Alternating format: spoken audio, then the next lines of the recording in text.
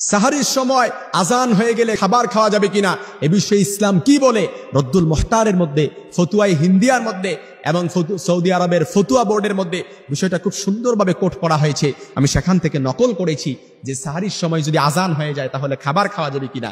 ইসলাম তো ভারসাম্য নিয়ম পদ্ধতি ইসলাম লিপিবদ্ধ করে দিয়েছেন, কোড করে দিয়েছেন। এজন্য আমরা অনেকেই আছি যে আজান হয়ে গেলেও আমরা খাবার খাওয়া চালিয়ে যাই, আবার অনেকেই আছি আজান হয়ে গেছে ব্যাস আমরা খাবার খাওয়া বন্ধ করে দেই।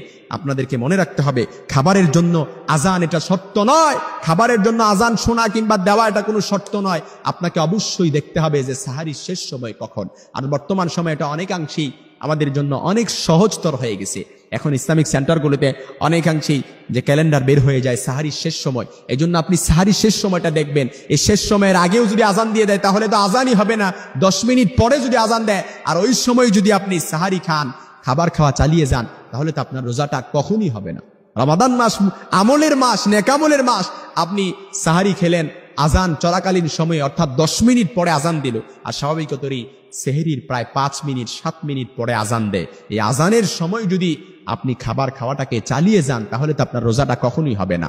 এজন্য আমাদেরকে অবশ্যই মনে রাখতে হবে যে আমাদেরকে টাইম টেবিলটা এটা মেনটেন করতে হবে।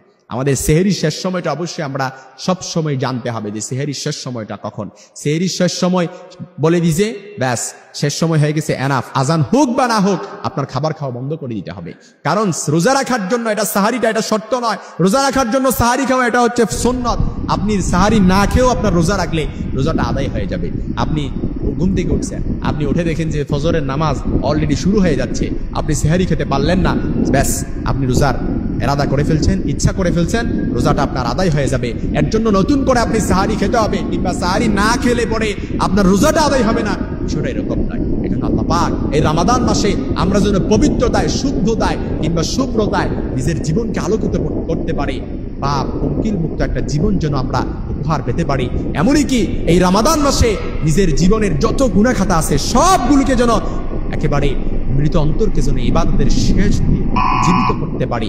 ইবাদত, বন্দিগি, জিকির, আসকার, তাকওয়া, আত্মশুদ্ধির মহিমায় যেন এই ভরা বসন্তে যেন আমরা নিজের জীবনকে আলোকিত করতে পারি। রহমত আর বরকতের বৃষ্টিতে যেন আমরা একেবারে ধুয়ে মুছে পরিষ্কার হয়ে যেতে